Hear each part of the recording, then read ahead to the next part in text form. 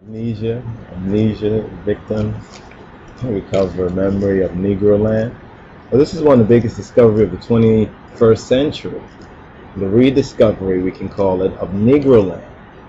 Has Ras Iadonis Tefari done it? Has he discovered NEGROLAND, long lost NEGROLAND? I mean, you can see the headlines right there.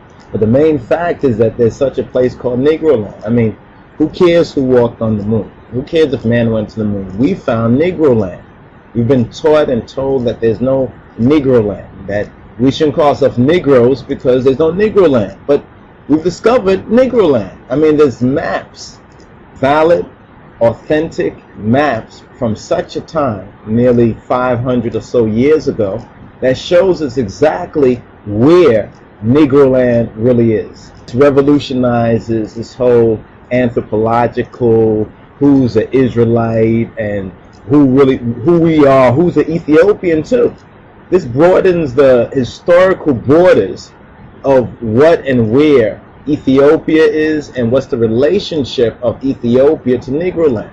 So we put things in context and history. A lot of our leaders and leading spokespeople of the black Hebrew Israelites, the African Hebrews, the Beta Israel, when they made that connection of black people in the West, the so-called lost sheep, the house of Israel, and so-called Negroes in the West, that was because of their knowledge of this long lost place called NEGROLAND, and what and where NEGROLAND really is, and what the relationship of NEGROLAND is to ancient Ethiopia, to ancient Egypt, you understand, and to that half of the story that hasn't been told until now.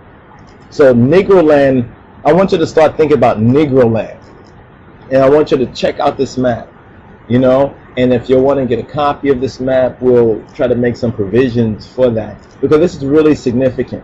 This really makes us say, okay, at what time in history was this called NEGROLAND? And if this time in history has anything to do with the so-called slave trade, you understand, and the exporting and the rape of Africa, of its people. You see, there's some Israelites and Hebrew Israelites who will say that Africans are Hamites. And what we do too often, and what really we do this, we pick up on others who have done it and don't stop to say, hey, wait, why are we doing this? Why we're saying this? You understand? Why don't we investigate what this really means? Because we're calling people and labeling people by certain names. And we're following the European and the European and white domination theology and the so-called Gentile world powers in labeling people instead of finding out from the people themselves who they are. If we just bother to take the time and ask different peoples, who do you say you are? What are your roots? What are your culture?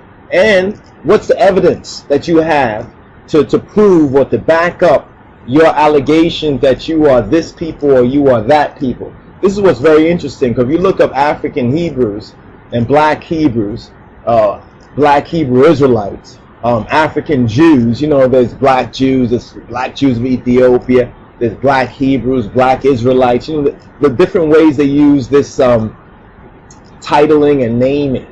You understand? So if you look at one particular set of words, it will lead you to one set of research. And if you look up another particular set of words, it will lead you to a slightly different but related set of research. What we need to do is really, we need to investigate these things for ourselves. You understand? Chew it, machinate it. You know what I'm saying? What is digestible of this and what is really should be just let go into the elimination, you understand, of things. We need to find out more about what these things really mean, because what is so interesting is that while preparing for another editing of a video, you understand, a documentary that we're working on, we came across a page on the internet, I think it's African geography, called African Jews. And what was very interesting, at the first part of the article, it said straight up, it said African Jew has a variety of meanings. Because now in this context, dealing with African geography, there's the title or subtitle of African Jew.